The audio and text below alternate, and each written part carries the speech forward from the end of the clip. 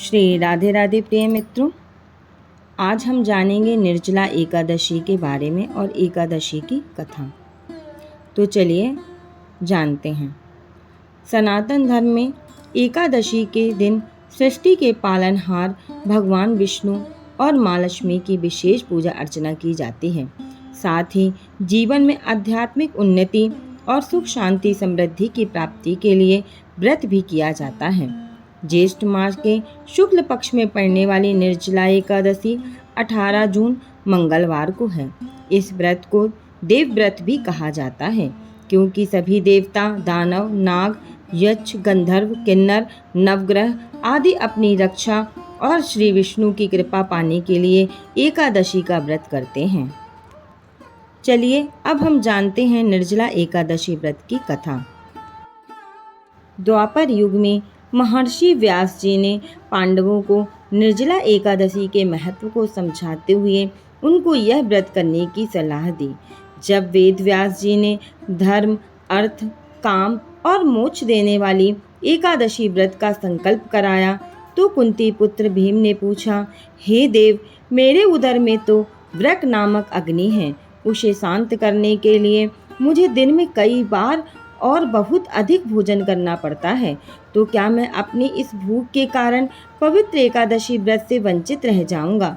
तब व्यास जी ने कहा, हे कुंती नंदन, धर्म की यही विशेषता है कि वह सबको धारण ही नहीं करता, वरना सबके योग्य साधन, व्रत नियमों की सहज और लचीली व्यवस्था भी करता है। तुम केवल ज्येष्ठ मास के शुक्ल पक्ष की एकादशी का व्रत करो। मात्र इसी के करने से तुम्हें वर्ष की समस्त एकादशियों का फल भी प्राप्त होगा और तुम इस लोक में सुख प्राप्त करके वैकुंठ धाम को प्राप्त करोगे। तभी से वर्ष भर की 24 एकादशियों का पुण्य लाभ देने वाली इस श्रेष्ठ निर्जला एकादशी को भीमसेनी एकादशी या पांडव एकादशी नाम दिया गया है। इस दिन जो व्यक्ति स्वयं निर्जल रहकर ओम नमो भगवते वासुदेवाय का जाप करता है, वह जन्म जन्मांतर के पापों से मुक्त होकर श्री हरि धाम को जाता है। प्रिय मित्रों, अब हम जानते हैं नारद जी को निश्चल भक्ति का वरदान कैसे मिला।